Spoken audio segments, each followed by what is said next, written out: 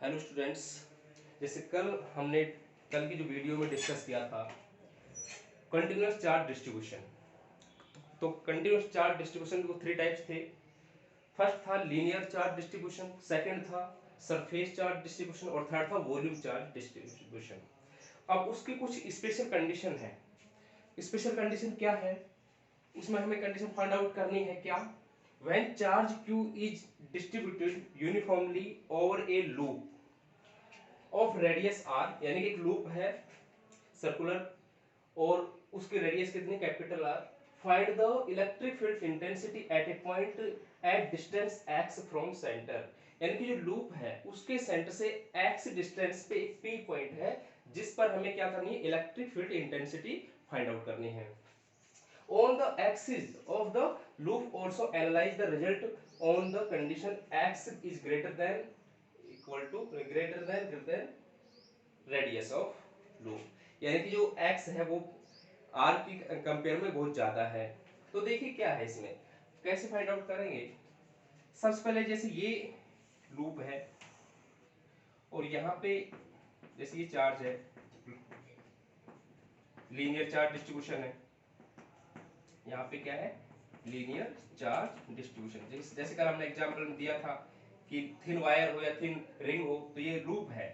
अब देखिए जैसे ये इसका सेंटर है O, यहाँ पे एक पॉइंट मान लिया B पॉइंट, ये पॉइंट B है।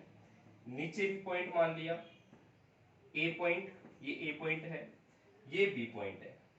अब इन दोनों से यानी कि अब सेंटर है, सेंटर से x डिस्टेंस पे एक P पॉइंट है। कौन सा पॉइंट है, P पॉइंट है।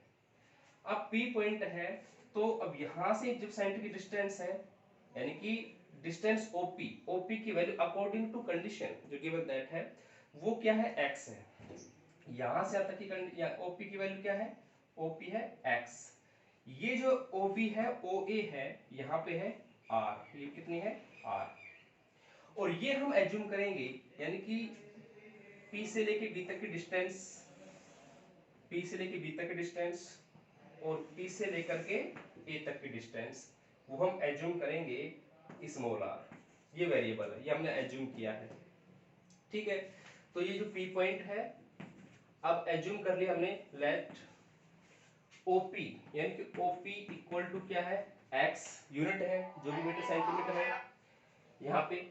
और इसके बाद PA और PB ये क्या है, R अकॉर्डिंग टू फिगर। यहाँ पे प्लस Q चार्ज यानी कि प्लस चार्ज क्रिएट हो रहा है।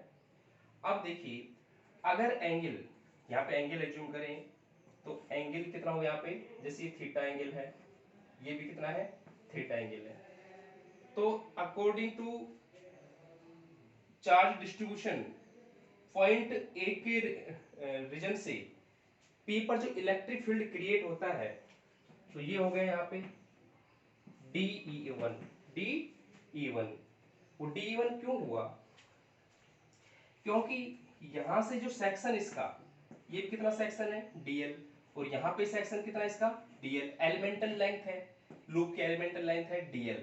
तो according to charge distribution dl के कारण जो इलेक्ट्रिक फील्ड या इलेक्ट्रिक फील्ड इंटेंसिटी क्रिएट हुई, तो क्रिएट कितना हुआ इसके अंदर, dE1, इधर dE2।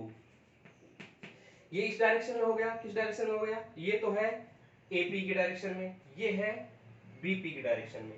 यानी कि जो बीपी है तो बीपी की जो डायरेक्शन के अंदर यानी कि ये डायरेक्शन में हो गया dE2। अब देखो ये इसके हमने ये एक्सिस है, ये है इसका एक्सिस ऑफ, ये था इसके अंदर एक्सिस ऑफ सेंटर, यानी कि जो इसका लूप का जो एक्सिस है ये जो एंगल थीटा, ये भी एंगल कितना है, थीटा, और ये थीटा। अब एक चीज समझिए, अब इनके कंपोनेंट्स निकाल लेंगे। तो जो P पॉइंट ये है, ये क्या है P पॉइंट, तो dE1 का एक तो होगा वर्टिकल कंपोनेंट और इस तरफ होगा हॉरिजॉन्टल कंपोनेंट। तो ये क्या होगा, dE1 साइन थीटा। इसका हॉरिजॉन्टल यानी कि ये इसका वर्टिकल क्या होगा, यहाँ पे इसके अंदर ये होगा D E one D E two sine theta, और इधर इन दोनों की जो हॉरिजॉन्टल कंपोनेंट है उसकी डायरेक्शन ये होगी, ये होगा D E one cos theta भी इधर रहेगा और D E two cos theta भी इधर होगा, यानी कि हॉरिजॉन्टल कंपोनेंट्स है उनकी डायरेक्शन ये होगी, वर्टिकल डायरेक्शन की अपोजिट है। तो अपोजिट डायरेक्शन के कारण जो हॉरिजॉन्टल कंपोनेंट है DE1 के और DE2 के, ये क्या हो जाएंगे, कैंसिल आउट और ये ऐड हो जाएंगे। तो यहाँ पे लिख देंगे जो DE1 है, जो DE1 है यहाँ पे ये आ जाएगा इलेक्ट्रिक फील्ड इंटेंसिटी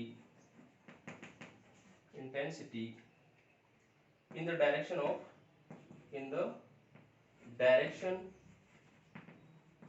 AP, किसके अंदर, AP डायरेक्शन के अंदर DE2, और ये है कहां पे, point in the direction of AP at point P, यानी कि P पॉइंट पे है, eight point P।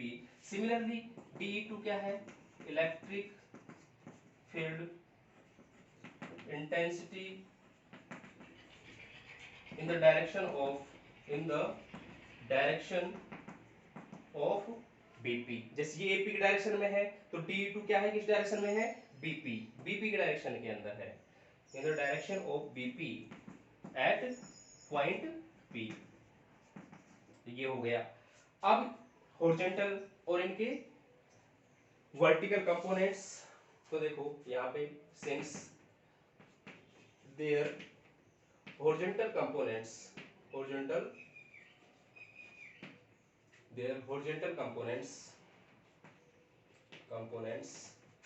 DE1 cos theta and DE2 cos theta are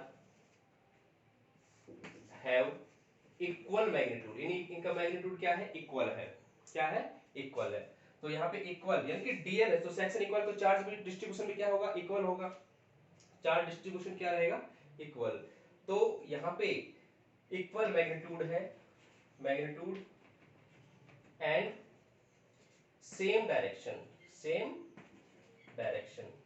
ये तो क्या होगा, इक्वल। सेकंड बात क्या है इसके अंदर, फर्स्ट पॉइंट ये होगा their horizontal components DE1 cos theta और DE2 cos थीटा, यानी कि सेम डायरेक्शन के अंदर, वो तो क्या है, सेम डायरेक्शन, तो क्या हो जाएंगे, एडेड। लेकिन सेकंड में पॉइंट में क्या है, इनके जो वर्टिकल पॉइंट्स है या वर्टिकल कंपोनेंट्स है, देयर वर्टिकल कंपोनेंट्स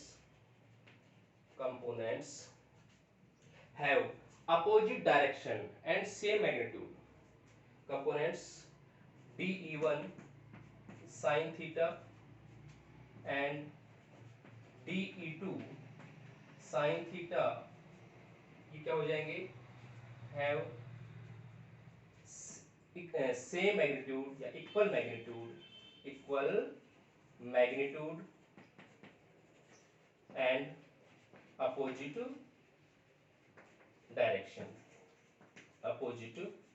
direction। अब देखो यहाँ पे क्या सेम मैग्नीट्यूड था, सेम डायरेक्शन थी, तो ये क्या हो जाएंगे, ऐड हो जाएंगे, और ये क्या है, एक दूसरे के इफेक्ट को क्या कर देंगे, कैंसिल आउट हो जाएंगे, इसी ये ऊपर ये नीचे, तो यहाँ पे क्या हो जाएगा, इनकी वजह से जीरो, लेकिन ये ऐड हो जाएंगे, ठीक है। तो अब देखिए यानी कि टोटल जो इलेक्ट्रिक फील्ड क्रिएट कितना हुआ, तो इसके बाद देखो यहाँ तक नोट कर लिया होगा। अब देखो डायग्राम रहने दें, कंडीशन मिटा रहे हैं,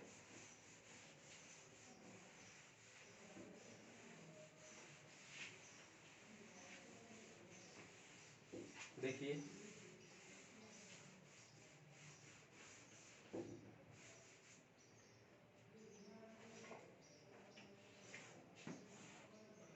यहाँ पे देखिए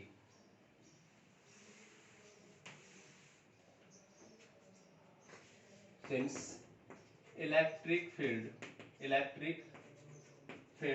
intensity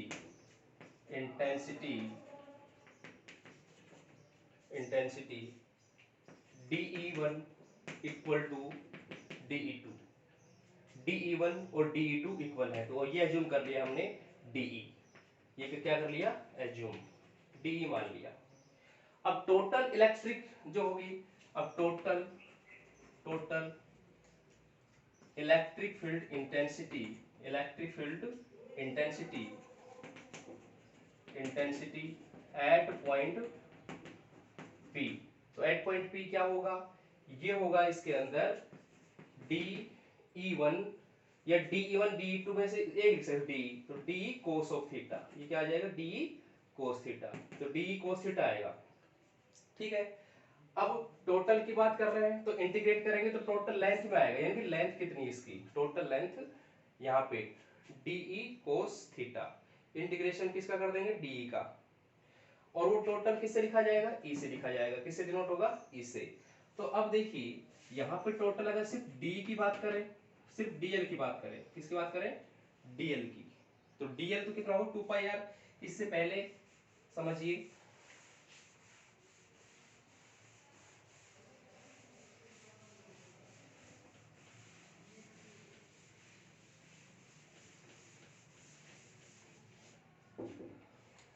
DE equal to 1/4πε0 dq upon r square, ये होता है इसके अंदर, r कैप लगाते तो ये वेक्टर आ जाएगा।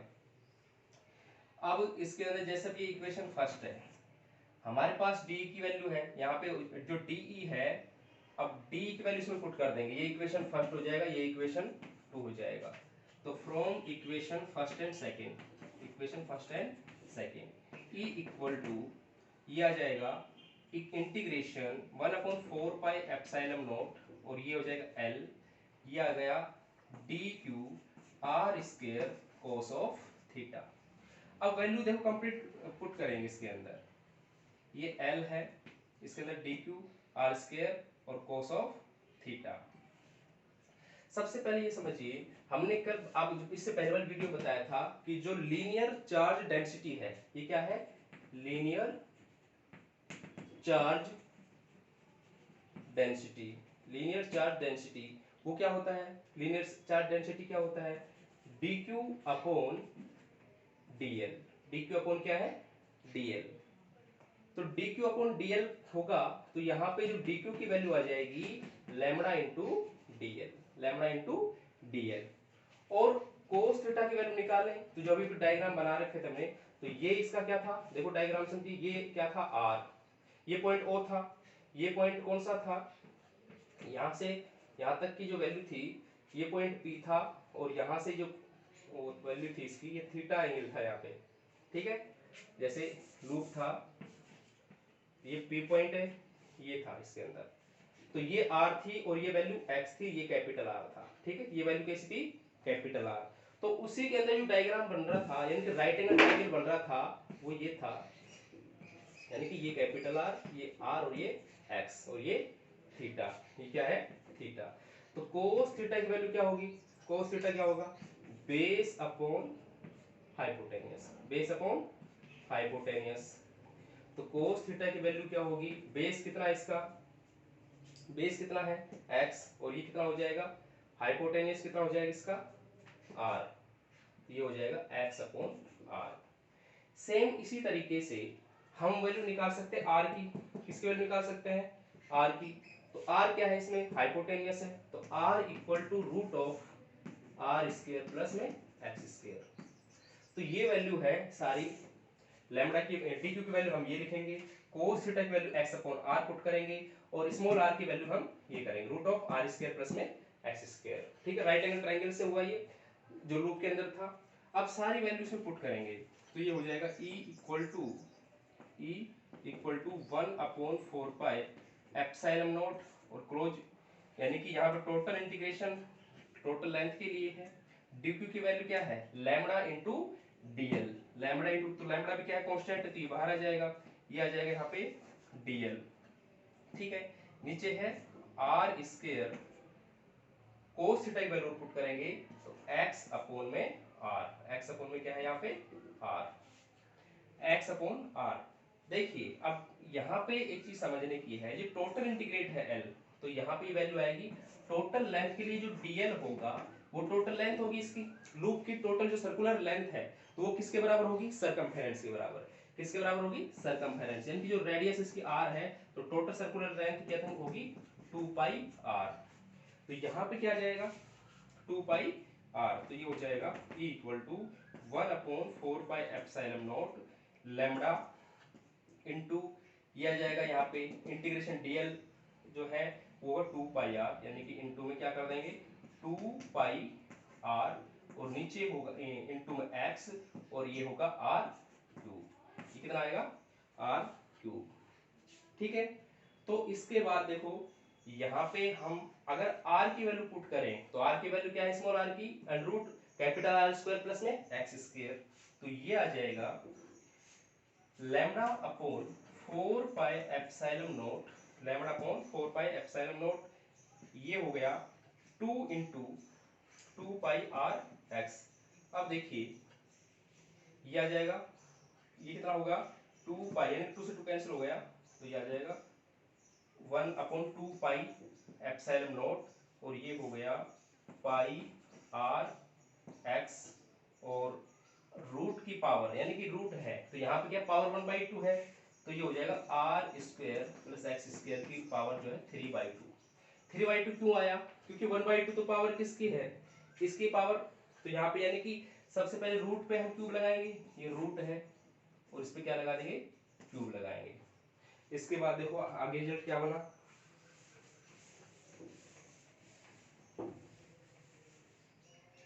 इसके बाद देखो total electric field at point P equal to ये हो जाएगा lambda pi r x upon 2 pi epsilon not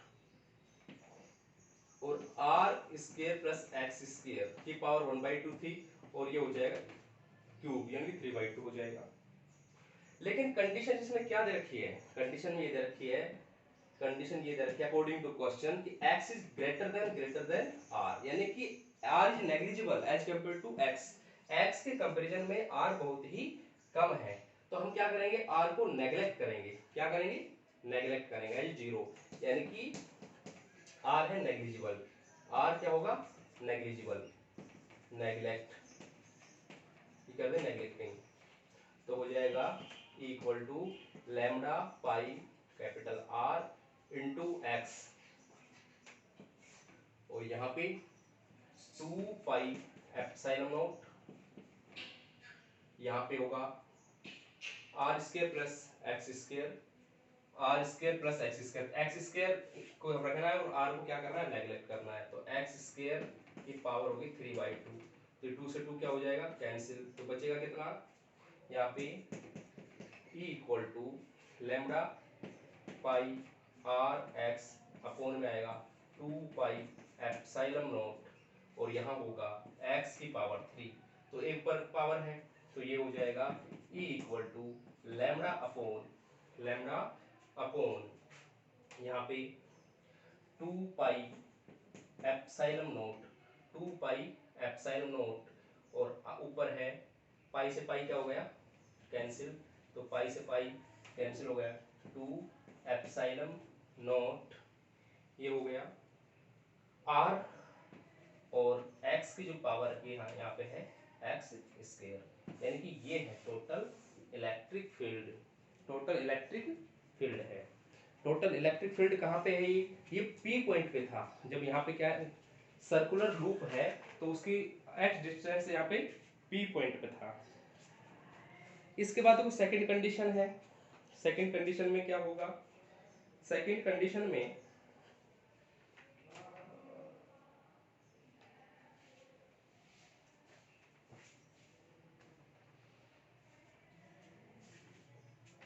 तो ये वैल्यू होगी इसकी, इसमें सेकंड में चेंज कर सकते थे, यानी कि अब ये lambda into r 2 epsilon naught और x स्क्वायर है, k की वैल्यू भी हम रख सकते थे, यहाँ पे अगर k की वैल्यू रख सकते 1/4 पाई एप्सिलॉन नॉट तो उसको कन्वर्ट कर सकते थे। ठीक है, इसके बाद सेकंड कंडीशन और है, इसके बाद क्या है सेकंड कंडीशन, वो अगली वीडियो में देखते हैं। Thank you.